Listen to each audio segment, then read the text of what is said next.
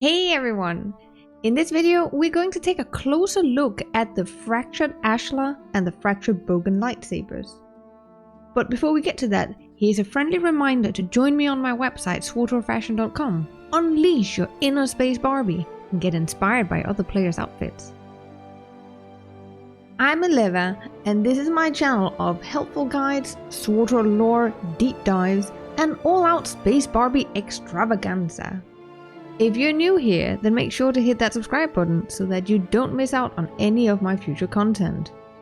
The Fractured Ashla and Fractured Bogan lightsaber was released with game update 6.2.1, so they have been around for a little while. I personally really love the details around these two lightsabers. The sound design, hearing particles erupt from the hilt, swirling up the blade. The details of the material used, the runes carved into the hilt, and the emblems of Ashla and Bogan on each lightsaber. These emblems are particularly important. They are the ancient symbols of the light side and the dark side of the Force. But what is especially interesting about these symbols is that you don't have the light side without the dark side, and you don't have the dark side without the light side. One alignment is simply more dominant than the other, but not eradicated. Ashla and Bogan are also the names of the two moons orbiting Tython, a planet that played a pivotal role for the ancient Jedi Order. The moons were perceived as the balance between light and dark, although they did not have much of an effect during the shifting balance on Tython that eventually caused the Force Wars, a massive conflict between ideologies in 25,793 BBY.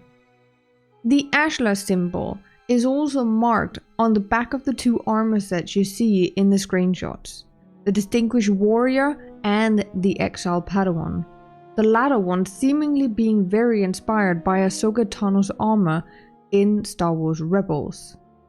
This leads to another great connection: Ahsoka. In Star Wars Attack of the Clones, we meet a young and adorable Togruta Padawan named Ashla in Yoda's class as Obi-Wan Kenobi seeks the help to find Kamino. Dave Filoni confirmed that it had been considered to use Ashla as a young Ahsoka, especially because Ahsoka was named Ashla in early development of the Clone Wars. But it did not fit with the age. Ahsoka did use the name Ashla though, when she went into hiding at the rise of the Galactic Empire. Ahsoka also encounters what can be perceived as the embodiment of the Force during her journey alongside Anakin and Obi-Wan to Mortis.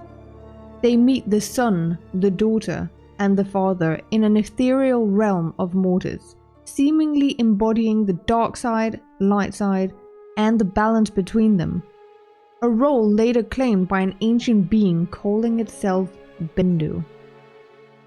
The father's life was ebbing out and struggled to maintain balance between his children, and therefore lured the chosen one, Anakin, to Mortis to be tested in the hopes that Anakin would take his place to keep the balance.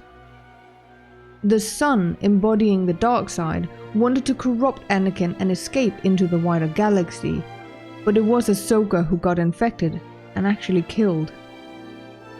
The daughter, embodying the light side, sacrificed herself to save both her father and gave her remaining life essence to save Ahsoka. Ahsoka is later on accompanied by a convor named Morai, and believed to be the manifestation of the daughter helping and guiding Ahsoka. Fun fact, these lightsabers are also named after my cats. Nah, I'm just joking. My cats are named after the ancient Jedi for light side and dark side. So this was a lot of information on the emblems themselves.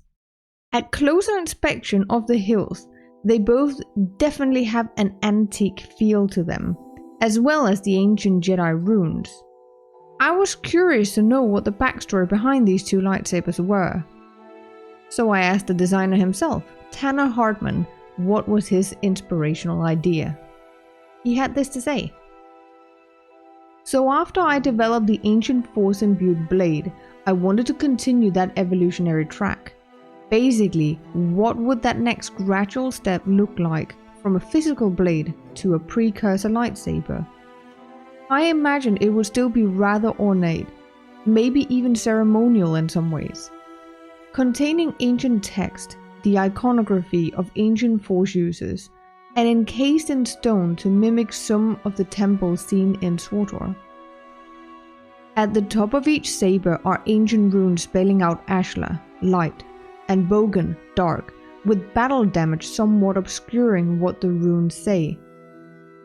I imagine that this was a more low-tech lightsaber, so they may have had access to metals but were still new to containing the power of a kyber crystal. Because of this, the power and force of the kyber crystal would break up the stone encasement, requiring the user to contain it using the force. A small detail I added to each version of the lightsaber was their VFX. If you notice, the stones that hover above and below the Ashla lightsaber have a more smooth and gradual trajectory. Meanwhile, the Bogan saber has a more sporadic and violent hover along with a touch of unstable lightning.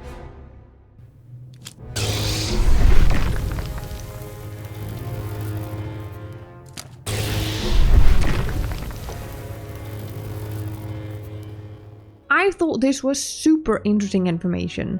My immediate thought was that it reminded me of Darth Sion, the Lord of Pain from Knights of the Old Republic 2. His body was decaying and his skeleton was fractured in thousands of places, as every bone in his body had been splintered repeatedly and then reassembled. The Force was all that held him together. Tanner confirmed that Sion was not the inspiration, but he had this to say: "I can't say that I used Darth Sion as inspiration for the sabers, but I love his character design.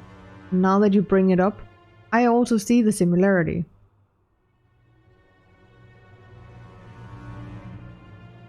Thank you for watching. If you like this video, then please consider giving it a thumbs up. And I would love to know what you think of these sabers. Do you see the similarities to Darth Sion? Let me know in the comments down below. Finally, I would like to thank my patrons for their continued support. If you would like to support my work as well and become a patron for as little as $1 a month, then links and more details can be found in the description down below. Bye!